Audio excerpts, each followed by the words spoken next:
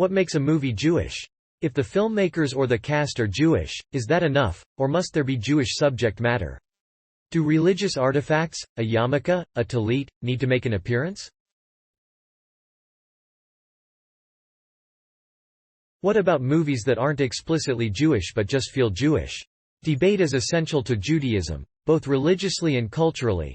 The saying goes, 2 Jews, 3 opinions, and nowhere is that truer than at the movies. Because American Jews have a long, rich on-screen storytelling tradition, there are far more Jewish cinematic cultural touchstones than could ever fit on one list. Add to this the fact that there are many ways to be Jewish, levels of observance, Sephardic and Ashkenazi and Mizrahi, etc., and narrowing the Jewish American filmic canon down to 10, or even 13, feels nearly impossible.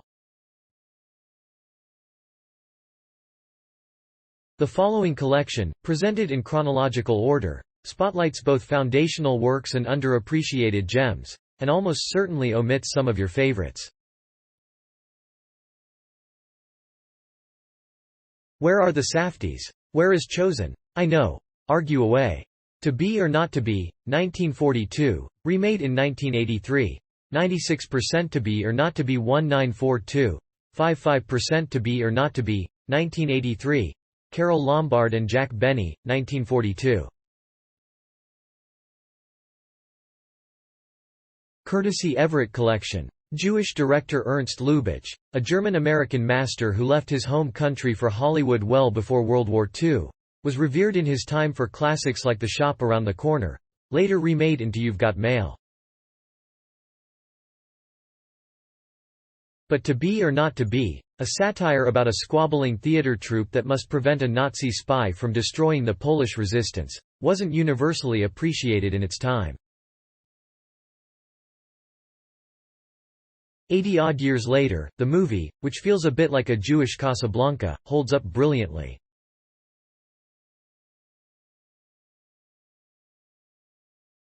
Shot during wartime, it's still genuinely funny today, and its ethos, of criticizing censorship and dealing with tragedy through dark humor, is deeply Jewish.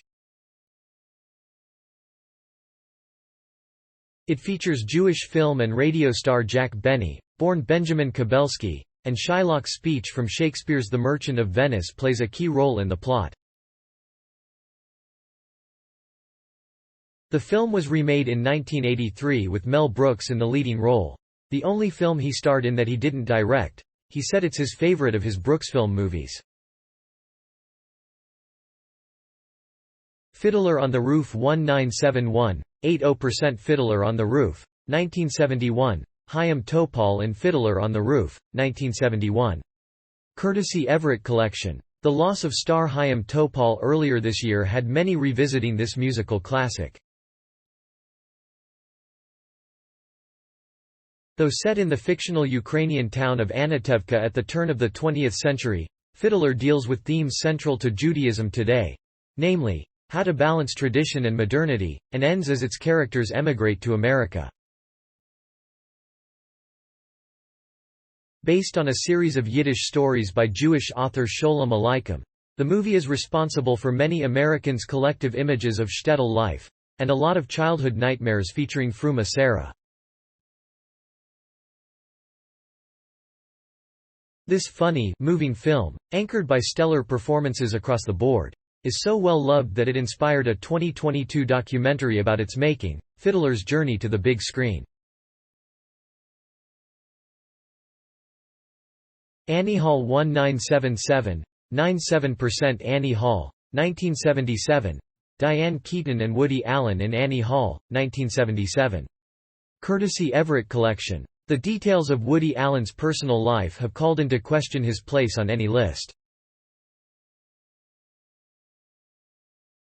But it's nearly impossible to talk about Jewish American movies without acknowledging him, and, specifically, Annie Hall.